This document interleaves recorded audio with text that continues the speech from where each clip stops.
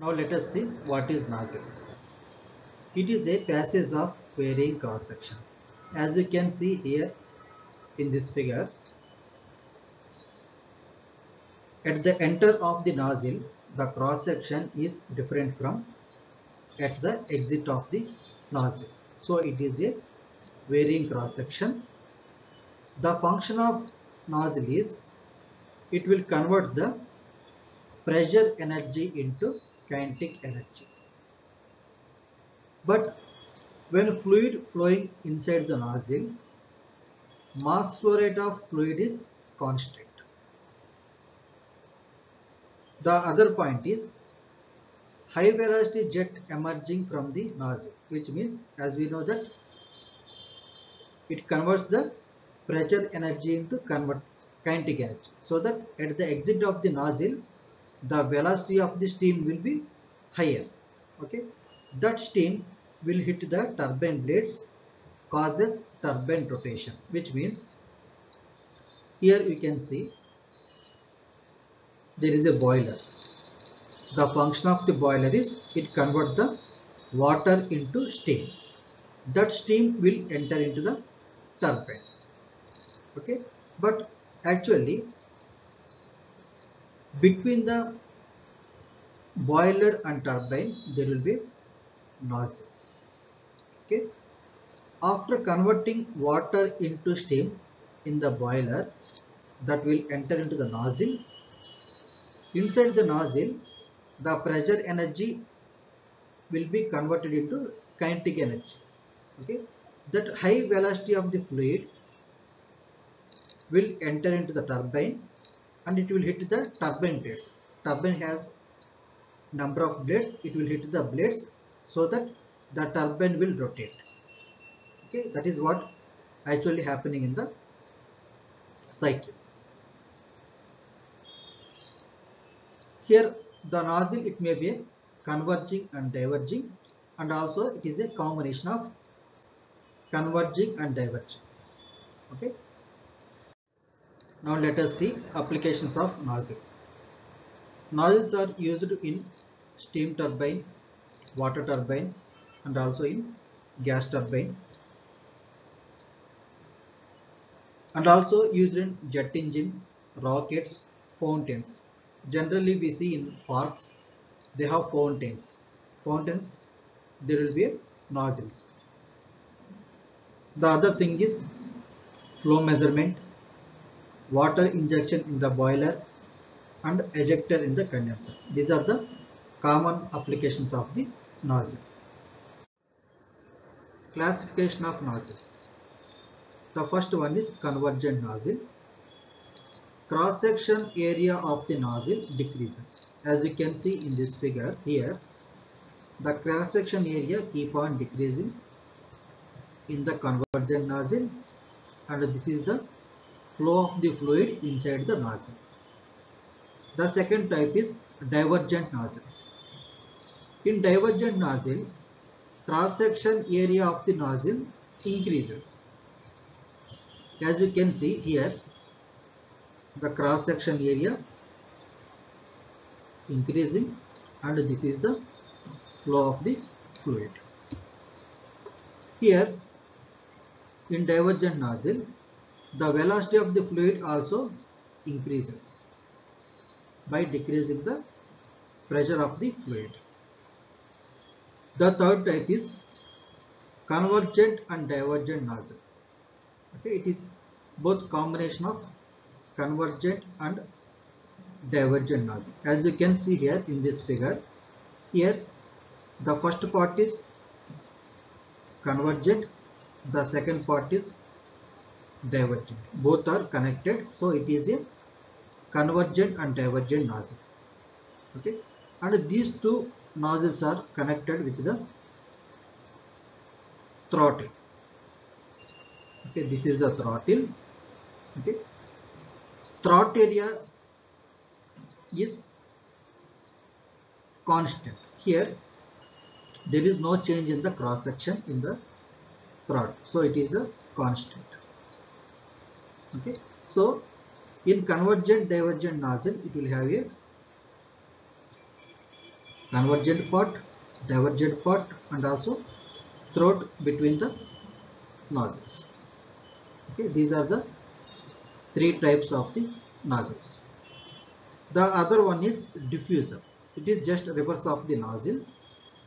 Here kinetic energy is converted into potential energy, but in case of nozzle, potential energy is converted into kinetic energy, but here kinetic energy converted into potential energy. It is just reverse of the nozzle. Generally diffusers are used in the centrifugal pumps. In centrifugal pumps, it will increase the pressure of the gas by using diffuser. Now let us apply continuity equation for nozzle. All of us know that mass flow rate m dot equals to rho AC. Rho is the density, A is the cross section, C is the velocity. When we do partial differentiation, del m by m equals to del rho by rho plus del A by A plus del C by C. Okay, as we discussed in previous slide, when fluid flows inside the nozzle, the mass flow rate of the fluid is constant. So here del m by m, the term is 0. So the remaining term is del rho by rho plus del A by A plus del C by C equals to 0. Okay. Inside the nozzle, gas may flow as well as liquid may flow. Okay. Now at this particular condition, if the liquid flows inside the nozzle, change in density with pressure negligible. So del rho by rho term will be 0. Okay, again I am telling, inside the nozzle liquid can flow and also as well as gases also can flow, but just assume that liquid is flowing inside the nozzle. If the liquid flows inside the nozzle, change in density with pressure, it will be negligible. So the term del rho by rho is 0. So the remaining is, we can write it as del A by A plus del C by C. This we can write it as del C by C equals to del A by A. Okay, as we know that here C is the velocity, A is the cross section. Okay, from this equation we can understand that by reducing the cross section, there is an increase in the velocity of the fluid. So that is the reason why the nozzle it will be like this. By reducing the cross section, the velocity of the fluid increases. Now let us see first law analysis for the flow through the nozzle. So this is the nozzle.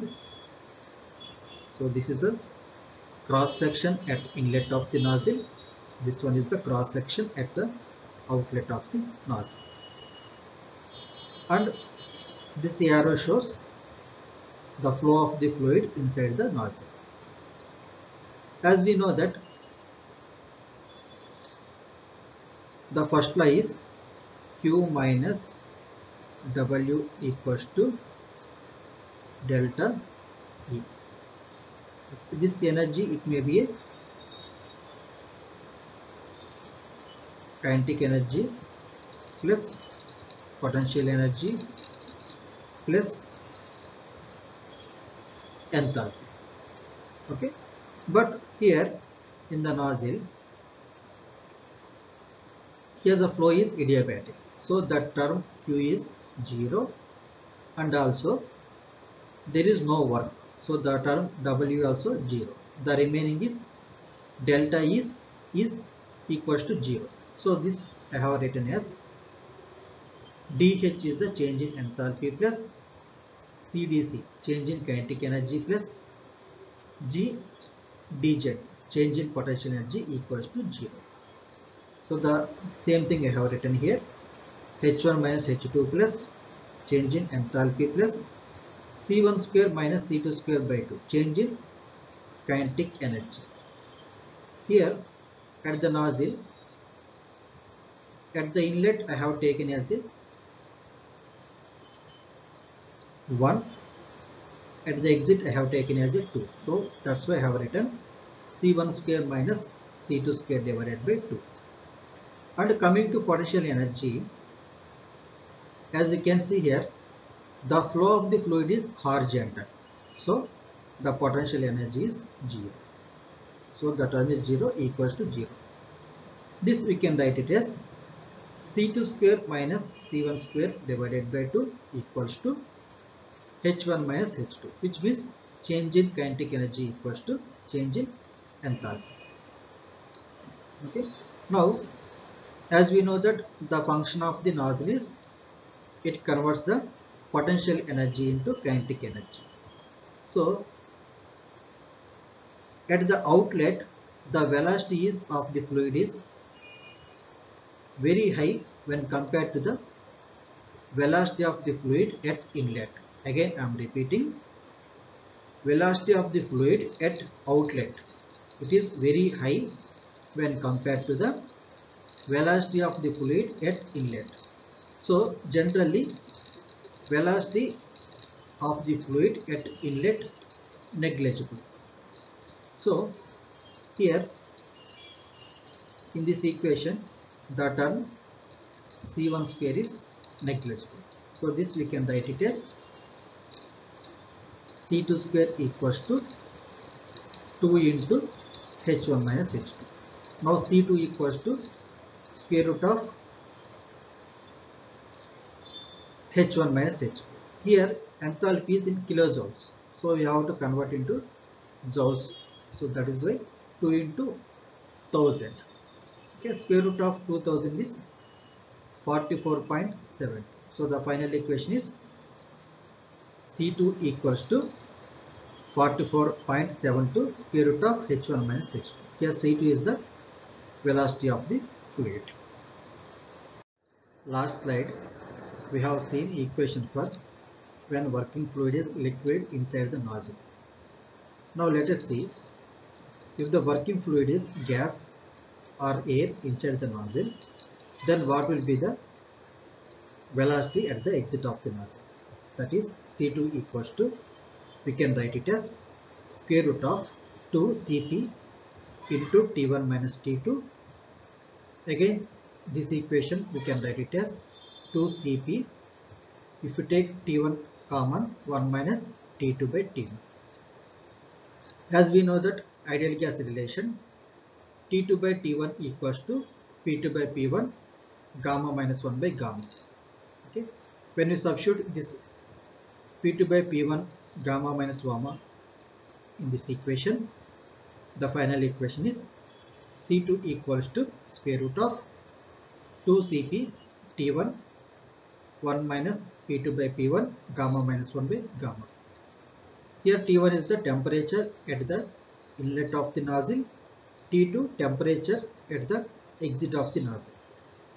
Same way P1 is the pressure at the inlet of the nozzle, P2 is the pressure at the exit of the nozzle. Now let us see momentum equation for flow of nozzle. So this is the nozzle. Here I have taken thin section inside the nozzle, that is del X. When fluid flowing inside the nozzle, the force acting on thin section is PA. When we do force balance, the other side it would be a P plus delta P into A plus delta A. As you can see here in this figure, actually the periphery of the nozzle is ring type, circular. So if you take the periphery and take small element in the periphery, that is delta theta. Okay, here the radius is r. So the area we can write it as r into delta theta into delta x is the thin section. And also here the forces are acting on the wall of the nozzle. This is the wall of the nozzle. When we do force balance, so the other side it would be like this. Here the angle is phi. Okay, and if you do resultant forces, this angle would be a phi. Okay, now this we can write it as sec phi into p sin phi. Now when we simplify this equation, it would be a r delta theta delta x p tan phi. Okay, now here sec phi into sin phi is the tan phi. So that's why here I have written tan phi into p. Now again, if you simplify this equation, r into, as we know that the periphery of the nozzle is circular, so integral 0 to 2 pi delta theta del x p tan phi. Okay. After integration, it would be 2 pi r del x tan phi into p. Here del x tan phi is the del r. So we can write it as 2 pi r del r into p. And again 2 pi r del r nothing but a del a. So del a into p. Okay. Force acting on the wall is the del a into p. Now let us see net force. The net force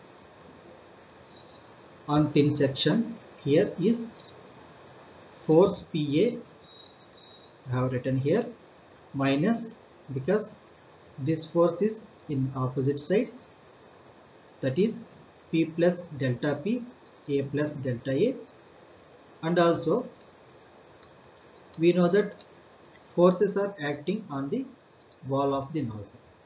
Okay, that force we already calculated in the previous slide, that is P del A minus, here del F is the frictional force.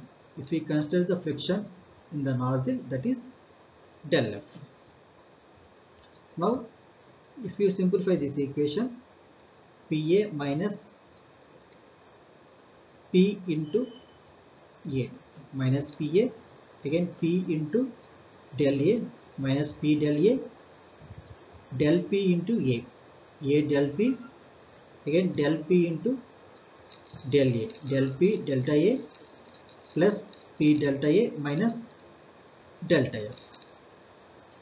Here some terms will be cancelled. Those are PA gets cancelled, P del A gets cancelled. This term is, it will be 0 because del P and del A are infinite decimals, so that product will be 0. So the remaining terms are minus A del P minus del F. This is the force, but we know that force equals to F equals to ma, mass into acceleration, mass of the fluid into acceleration.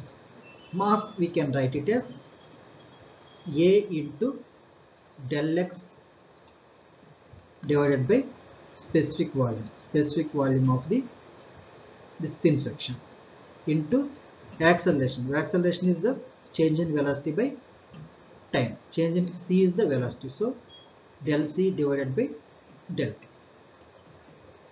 Now here we don't know the del t, that we have to find out.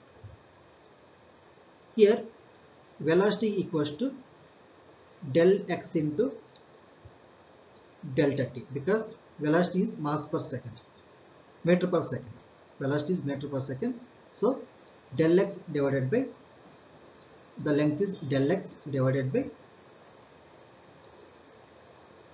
delta t. Okay. Now delta t equals to del x divided by c. Okay. Now this we can substitute here. We can write it as minus a del p minus del f equals to a del x divided by specific volume into this, we can write it as del c divided by, here delta is the del x by c, so that is del x into c. Now if we simplify this equation, we can write it as c delta c equals to minus v into delta p minus v by a delta f. Okay. Now let us see work in friction per kg of fluid. Now work equals to force into velocity. Here c is the velocity. So force into velocity is the del f is the force, c is the velocity.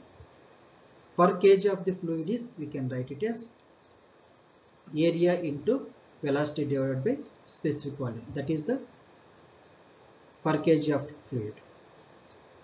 This we can write it as V del f, cc gets cancelled, so divided by a.